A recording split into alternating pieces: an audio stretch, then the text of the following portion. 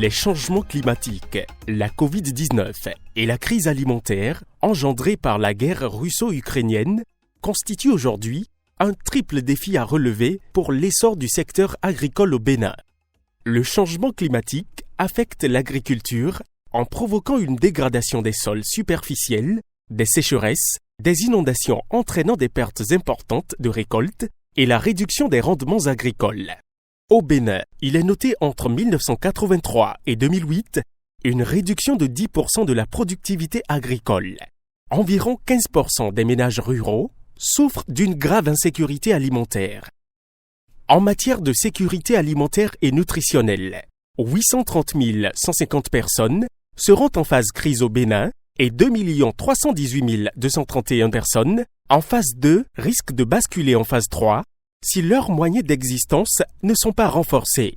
Pour relever ces défis, le gouvernement du Bénin a initié le projet de renforcement de la résilience des communautés agricoles des zones frontalières exposées aux effets néfastes des changements climatiques avec l'appui technique et financier du PNUD et de la Belgique. Ce projet va renforcer la résilience des communautés agricoles des zones frontalières de Ouaké, Djougou, Kopargo et Malanville. Les communautés bénéficiaires disposeront d'infrastructures socio-économiques résilientes à travers la construction des magasins de stockage, de retenue d'eau, de puits pastoraux pour abreuvoir, des pistes de désenclavement, etc.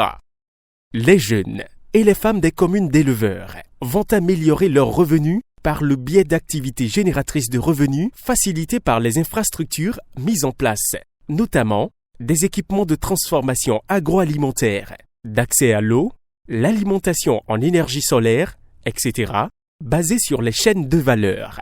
Les clusters positionnés sur l'intégration agriculture-élevage seront renforcés en vue de l'augmentation de la production et pour faciliter la mise en marché de leur production.